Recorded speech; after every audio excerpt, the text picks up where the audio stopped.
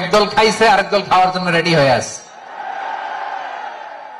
নতুন উন্নয়নের সবক শোনাতে পারলেই টাকা। স্বাধীনতার পর থেকে শুধু শাসকের হাত বদল হয়েছে, আমরা কিছু পাই নাই, ঠিক কিনা বলেন? 3.25 লাখ কোটি টাকা লুটপাট, মানে লুটপাট করতে করতে এদেশের জনগণকে ফুটপাতে বসায় দিচ্ছে। বাংলাদেশের একজন বক্তা দেখলাম 1 মাস পূর্বে বলেছিল একদল খাইছে আরেক দল খাওয়ার জন্য রেডি হয়ে আছে।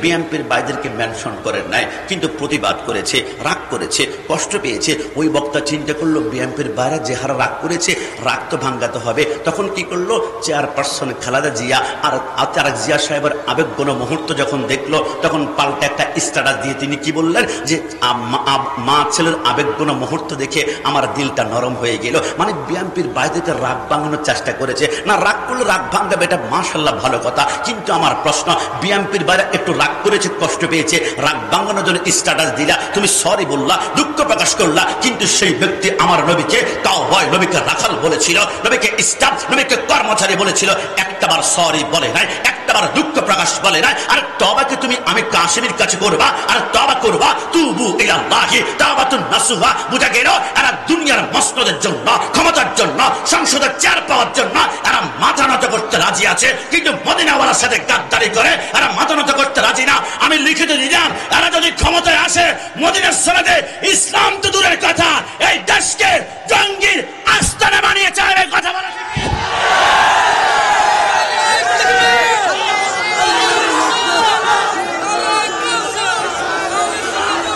আজকে থেকে ক্লিয়ার কথা। অনেকে বলবে এটা তৌহিদি জনতার বাংলাদেশ না, এটা তৌহিদি জনতার বাংলাদেশ নয়, এটা আউলিয়া কেরামের পক্ষে মাজারপন্থীদের দেশ। কথা বলা ঠিক কিনা?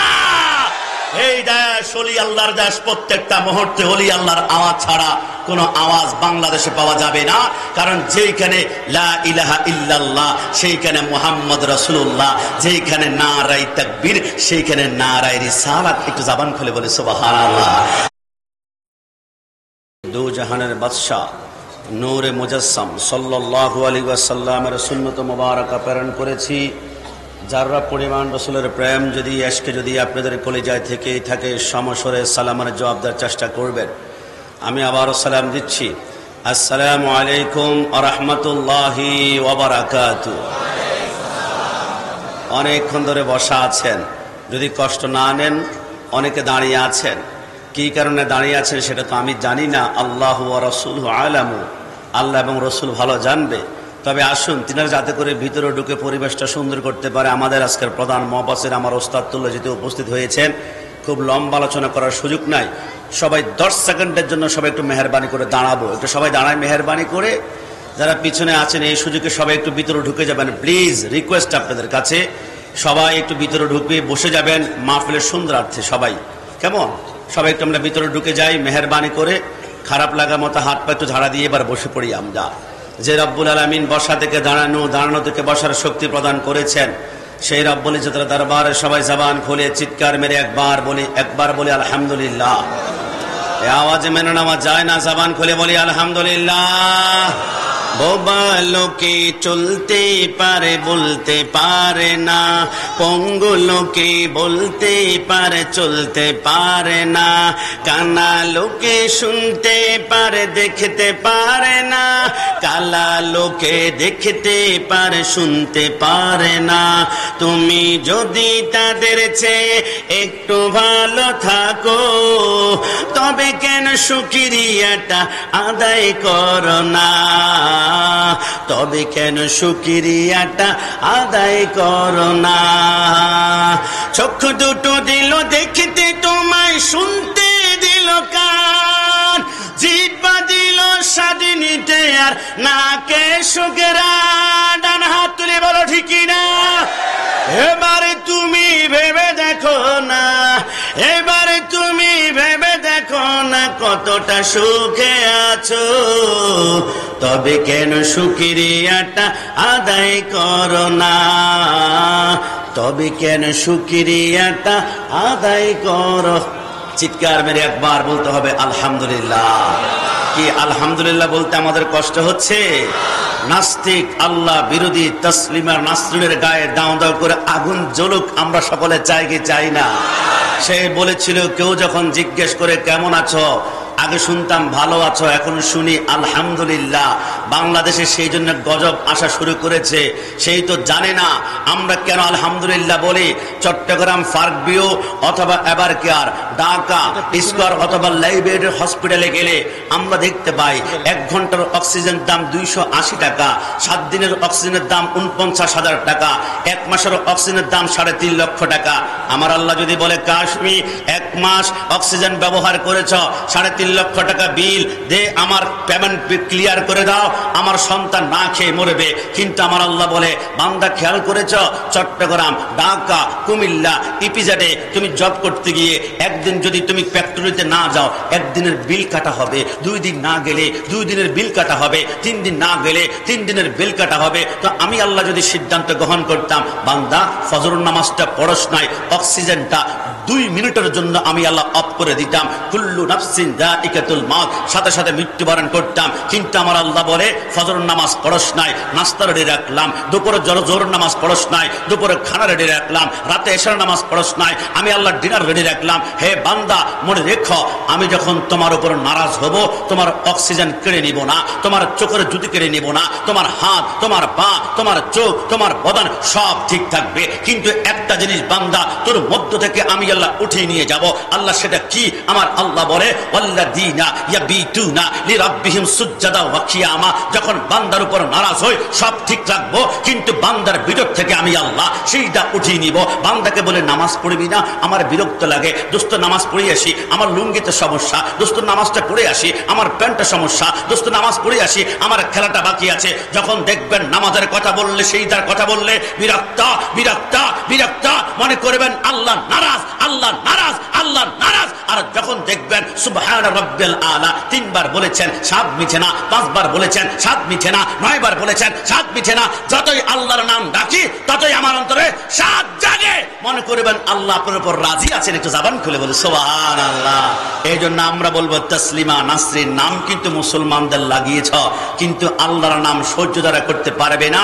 ইন্নাল্লাযীনা ইউযুনাল্লাহ ওয়া রাসূলাহু লাআনাহুমুল্লাহু ফিদ দুনিয়া ওয়াল আখিরাহ।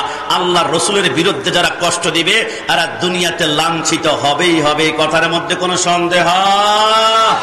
এখানে লম্বা কথা বলার সুযোগ নাই। মাহফিলটা যদি তাফসীরুল কোরআন মাহফিল পোস্টার করতে গেলে আমাকে 5 মিনিট সময় হাতে নেবে। আমি খুবই নাসিজ এবং একদম নগণ্য মানুষ, সেই জন্য পবিত্র কোরআনের সর্বকনিষ্ঠ একদম সবচেয়ে ছোট সূরা 108 নম্বর সূরা, সূরাতুল কাউসারের একটু তাফসীর না, তাফসীর তো মহাসমুদ্রের বিষয়, আমি একটু ব্যাখ্যা করার চেষ্টা করছি। যেখানে 3টি আয়াত রয়েছে, সূরাটি মক্কায় নাজিল হয়েছে। আমার সরকার মদিনা সাল্লাল্লাহু আলাইহি ওয়াসাল্লামের 2 জন কলিজার টুকরা সন্তান কাসেম ইব্রাহিম দুনিয়ার জমিন থেকে মৃত্যুবরণ করার পরে সমস্ত কাফের আর সরকারে মদিনাকে দোষারোপ করছে, নবী নির্বংশ, নবীকে নির্বংশ বলা হচ্ছে। বিশেষ করে আস বিন ওয়াইল বলতে লাগলো সরকারে মদিনার বিরুদ্ধে যে মুহাম্মদের বংশের ভিতরে নাম নেওয়ার কেউ নাই। আমার সরকারে মদিনা যখন এমনটা কষ্ট পাচ্ছেন, তখন আমার আল্লাহ সূরা কাউসারটা নাজিল করলেন, ইন্না আ'তাইনাকাল কাউসার, indeed we have granted your কাউসার। নবী, আপনাকে আমি কাউসার দান করেছি। ফাসাল্লি লিরাব্বিকা ওয়ানহার, so pray to your Allah and sacrifice. আপনি আল্লাহর উদ্দেশ্যে নামাজ পড়ুন এবং সেইখানে আল্লাহর কুদরতি কদমে সেইটা করার পরে কুরবানি করুন। এবার আমার সরকারে মদিনা তেলাওয়াত করলেন, ইন্না শানিআকা হুয়াল আবতার। সাথে সাথে আমার আল্লাহ ডিক্লেয়ার করে দিলেন, শুনে নাও তোমরা স্পষ্ট, indeed your enemy on the out of up. তুমি জেনে নাও, তামাম দুনিয়াতে রাসূলের বিরুদ্ধে যারা আঙ্গুল তুলবে, রাসূল নির্বংশ নয়, এরা নির্বংশ হয়ে যাবে। আমার রাসূলকে নির্বংশ করার জন্য আমি খুব কষ্ট লেগেছিল। এবার ব্রাহ্মণবাড়িয়া কসবাতে জশ্নে জুলুসে মিলাদুন নবী উদযাপন করতে গিয়েছিলাম। আমাদের অনেক ভাইদেরকে রক্তাক্ত করেছে। 82 বছরের একজন মুরব্বী ছিল, হাফেজ মমতাজ সাহেব, মাথার মধ্যে আঘাত রক্তের ফোঁটা ফেলেছে। এরা মনে করেছিল সুন্নিদেরকে আঘাত করলে মনে হয় সুন্নিরা মিলাদুন নবী করবে না আর ইয়া রাসূলুল্লাহ বলবে না, কিন্তু জানে না যেখানে লা ইলাহা ইল্লাল্লাহ সেইখানে মুহাম্মদ রাসূলুল্লাহ সাল্লাল্লাহু আলাইহি ওয়াসাল্লাম। আমার আল্লাহ বলে আমার বন্ধু থেকে আমাকে জুদা করতে পারবে না। তাই তো আমি আল্লাহ যেমন 99 নাম নিয়েছি, আমার বন্ধুকে 99 নাম আমি আল্লাহ দিয়েছি। আমার নবী আহমদ, আমার নবী হামিদ, আমার নবী মাহমুদ, আমার নবী কাসেম, আমার নবী আকিব, আমার নবী ফাতেহ, আমার নবী খাতাম, আমার নবী হাশর, আমার নবী মাহি, আমার নবী দাঈ, আমার নবী সিরাজ, আমার নবী রশিদ, আমার নবী মুনির, আমার নবী বশির, আমার নবী নজির, আমার নবী হাদি, আমার নবী মাহদি, আমার নবী ইয়াসিন, আমার নবী তোহা, আমার নবী মুজাম্মিল, আমার নবী মুদাসসির, আমার নবী শফি, আমার নবী কলিল, আমার নবী খলিল, আমার নবী হাবিব, আমার নবী মুস্তাফা, আমার নবী মুরতজা, আমার নবী মুস্তাফা, আমার নবী মুখতার, আমার নবী নাসির, আমার নবী মনসুর, আমার নবী কায়েম, আমার নবী হাফেজ, আমার নবী শহীদ, আমার নবী আদিল, আমার নবী হাকিম, আমার নবী নূর, আমার নবী বুরহান, আমার নবী হুজ্জা, আমার নবী আবতাহি, আমার নবী মুতি, আমার নবী মাসকুর, আমার নবী মুমাইজ, আমার নবী মাদানী, আমার নবী আরাবি, আমার নবী হাশিমি, আমার নবী তাহামি, আমার নবী কুরাইশি, আমার নবী আজিজ, আমার নবী রাউফ, আমার নবী রহিম, আমার নবী আতিক, আমার নবী গনি, আমার নবী জাওয়াদ, আমার নবী আউয়াল, আমার নবী আখির, আমার নবী যাহির, আমার নবী বাতিন, আমার নবী ওয়ামা আরসালনাকা ইল্লা রাহমাতাল লিল আলামিন। মাইকের আওয়াজ শুনে রাখো, যারা কথায় কথায় সুন্নিদেরকে বিদআতি বলা, মাজার পূজারী বলা, বিরানি খুর বলা, শুনে রাখো হর কে ইশকে মুস্তাফা সামানে উস্তে বাহার খবরদার গোসায় দামানে উস্তে কিয়ামতের ময়দানে ওই যে ব্রাহ্মণবাড়িয়া যুবকদেরকে হামলা করেছিলি নবীর পক্ষে থাকার কারণে লিখে রাখো, সুন্নি যারা আরেকটি নাম আছে আর হুসাইনিরা কারবালায় রক্ত দিয়েছে, প্রয়োজনে আজকে আবার রক্ত দিবে কিয়ামত পর্যন্ত। মনে রাখো, যত যাবে রক্ত সুন্নি হবে সত্য। ডান হাত তুলে বলো ঠিক কিনা?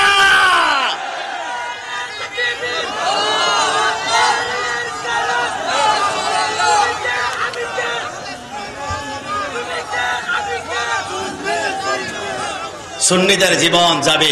শহীদ নুরুল ইসলাম ফারুকী হুজুরের বন্ধু মহোদয় জীবন দিয়ে বুঝিয়ে দিয়েছে, সুন্নিদের গলার রক কাটা যাবে, কিন্তু ঈমান কখনো কেনা যাবে? ওই মোতালেব হোসেন সালিহি তাফসীরুল কোরআন মাহফিলে আমাকে বলতে হয়, তোমরা তো তাফসীরুল কোরআন মাহফিলে প্যারেড ময়দানে তোমাদের মুফাসসিরের নাম বলেছ, আমরা যেখানে ইয়াজিদি থাকবে সেইখানে হুসাইনি থাকবো, সেই বলেছে সেই নাকি সুন্নি থেকে ওহাবি হয়েছে। আমরা বলি এক পুঁজিবার সুন্নিরা জন্মের পরে একজনের কাছে আগে বিক্রি হয়ে গিয়েছে।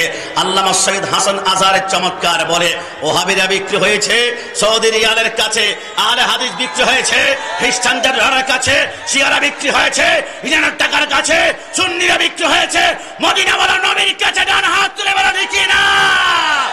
সুন্নিদেরকে দুনিয়ার টাকা গোল দিয়ে তোমরা কিনতে পারবে না, কারণ সুন্নিরা সুন্নি ঠের যায়, সুন্নিরা অপেক্ষা আছে। ইন্না আতাইনাকাল কাউসার, কাউসার আপনি বিশ্ববিখ্যাত তাফসীর গ্রন্থ তাফসীরে মাজারিতে আল্লামা সানাউল্লাহ ফানিফাতি রাহমাতুল্লাহ আলাইহি, তোমরা কি জানো কাউসার এটা কি? সরকারে মদিনা মসজিদের নববীর মিম্বরে 3টা সিঁড়ি রয়েছে, যে 3টা সিঁড়ির একটা মধ্যখানে সিঁড়ির মধ্যে দাঁড়িয়ে রাসূল খুতবা দিতেন। শানে হাবিবুর রহমানের মধ্যে মুফতি আহমদ ইয়ার খান নাইমি রাহমাতুল্লাহ আলাইহি, ওয়াল্লাহ আল্লাহর কসম, রাসূল যে সিঁড়ির মধ্যে দাঁড়িয়ে খুতবা দিতেন, রাসূলের কদমের নিচ থেকে কিয়ামতের ময়দানে হাউজে কাউসারটা বের হবে। রাসূলের কদমের নিচে পানির পাওয়ার দেখছো, এক ফোঁটা লাগলে 50,000 বছর তৃষ্ণা লাগবে না। আমার রাসূল বলে, যদিও হাউজে কাউসারের খালিক হচ্ছে আল্লাহ, কিন্তু মালিক মদিনাওয়ালা, मैं तो मालिक है कहूंगा, के हो मालिक के हबीब यानी महबूब वा मुहिब में नहीं मेरा तेरा। রাসূল বলে, আমিও যদিও মালিক, আমি কিন্তু বন্টন করব না, বন্টন করবে আমার ডানে একজন যুবক, বামে একজন যুবক, একজন হাসান আর একজন ইমাম হুসাইন। একটু জবান খুলে বলে সুবহানাল্লাহ। সে হাউজে কাউসার দুধের চাইতো সাদা, মধুর চাইতো মিষ্টি, বরফের চাইতো ঠান্ডা, মিষ্টি আম্বরের চাইতো সুগার। সেইখানে 2টা নল হবে, একটা হবে স্বর্ণের, একটা হচ্ছে রূপার। আপনি কি জানেন সেই হাউজে কাউসারের একটা পাইপলাইন কিন্তু দুনিয়ার জমিনে আছে?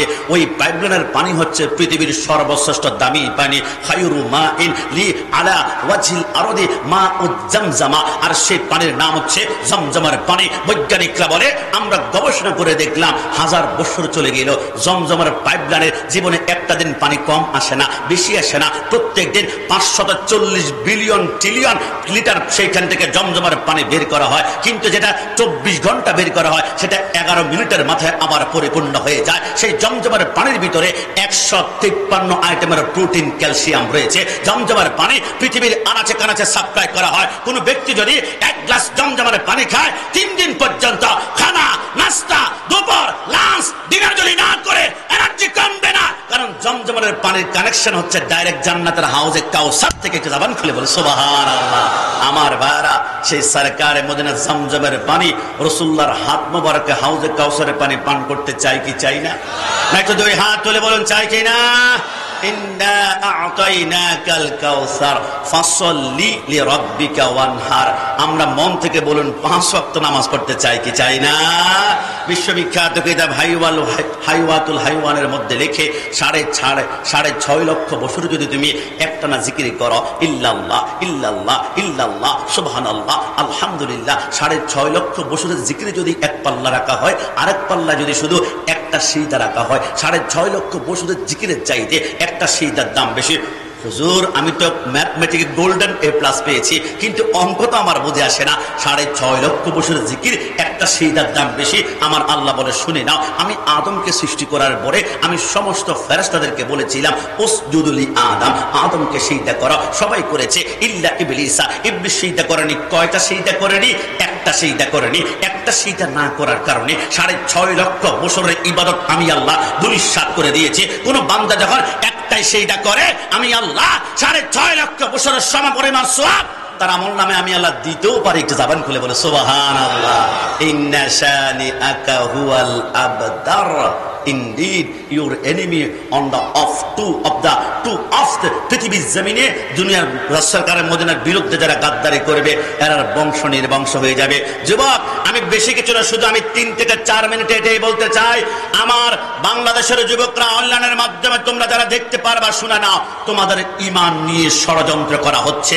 আমি চাই না বাংলাদেশে আর 2 জন বাংলা ভাই আর শেখ আব্দুর রহমান হোক। আমি দেখলাম বাংলা ভাইয়ের মুখের ভিতরে যেই লম্বা দাঁড়িয়ে আছে, শেখ আব্দুর রহমানের মুখের ভিতরে যেই লম্বা দাঁড়িয়ে আছে, একজনের এত লম্বা দাঁড়িয়ে আজকের তাফসীরুল কুরআন মাহফিলে পাওয়া যাবে না। এদের মাথায় টুপি ছিল, গায়ে পাঞ্জাবি ছিল, পরনে পায়জামা ছিল, মুখে মানি ছিল। এরা নামাজ পড়তে পড়তে কপালে দাগ করছে, কিন্তু তারপরও 64 জেলা বোমা হামলা করলো কেন?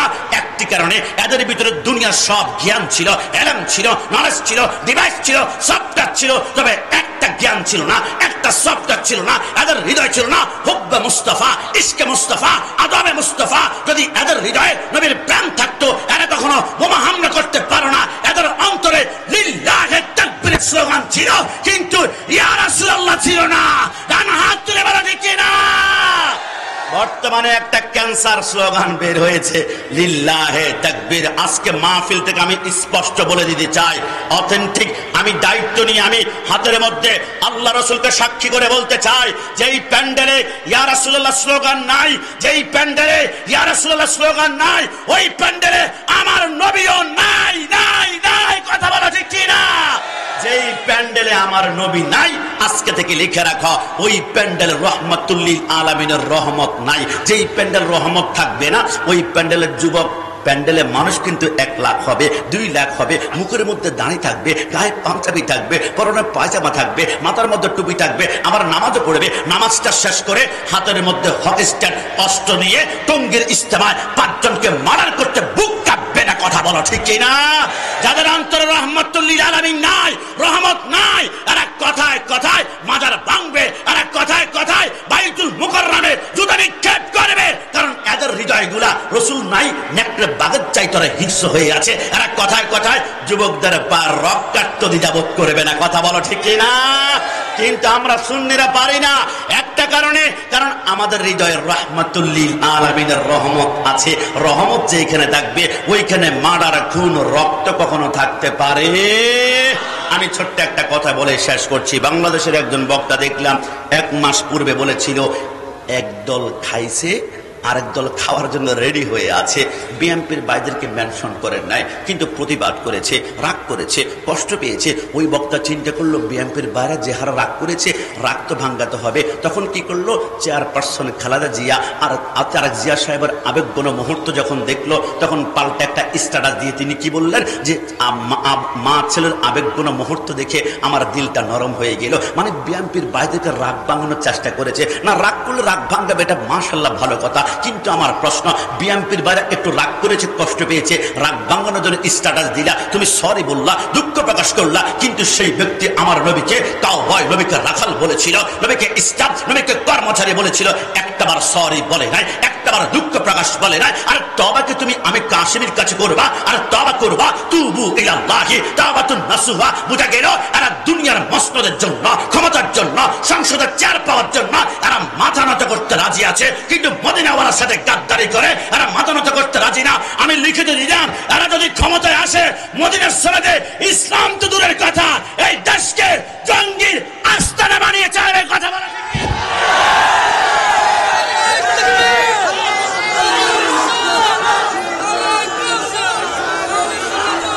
আজকে থেকে ক্লিয়ার কথা। অনেকে বলবে এটা তাওহীদি জনতার বাংলাদেশ না, এটা তাওহীদি জনতার বাংলাদেশ নয়, এটা আউলিয়া কেরামের পক্ষে মাজারপন্থীদের দেশ। কথা বলা ঠিক কিনা? এই দেশ ওলি আল্লাহর দেশ। প্রত্যেকটা মুহূর্তে ওলি আল্লাহর আওয়াজ ছাড়া কোনো আওয়াজ বাংলাদেশে পাওয়া যাবে না। কারণ যেখানে লা ইলাহা ইল্লাল্লাহ, সেইখানে মুহাম্মদ রাসূলুল্লাহ, যেখানে নারায়ে তাকবীর, সেইখানে নারায়ে রিসালাত। একটু জবান খুলে বলে সুবহানাল্লাহ। আছে যতক্ষণ এই দেহেতে প্রাণ, আমি গে যাব নবীর গুণগান। যত দিকে না বাধা ইবলিস শয়তান, আমি গে যাব নবীর গুণগান। একসাথে আমি গে যাব এর গুণগান। কেউ করিবে সুনাম, কেউ করবে বদনাম, আমি গে যাব নবীর গুণগান। হাত তুলে বলো ঠিক কিনা? খোদা তুমি মোর রব, মোর নবী মোর সব, আমি গে যাব নবীর গুণগান। সুন্নিরা কি ক্ষমতার জন্য পাগল নাকি নবীর জন্য পাগল? আজকে থেকে লিখে রাখো, আমি ছোট্ট করে দুইটা লাইন কথা বলে শেষ করছি। লিখে রাখো, সুন্নিরা আতর ব্যবসা করবে।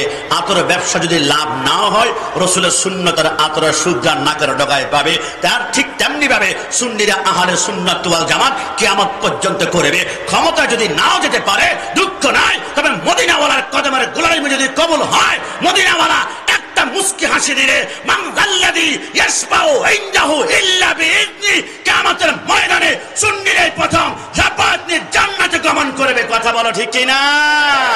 সর্বশেষ এই কথাটাই বলছি, আল্লাহ রাব্বুল আলামিন সেই রসুলের গোলামি করার জন্য গোলামানে মুস্তফা জান দেনে সে नहीं डरते, ये सर कट जाए ये रह जाए कुछ परवाह नहीं।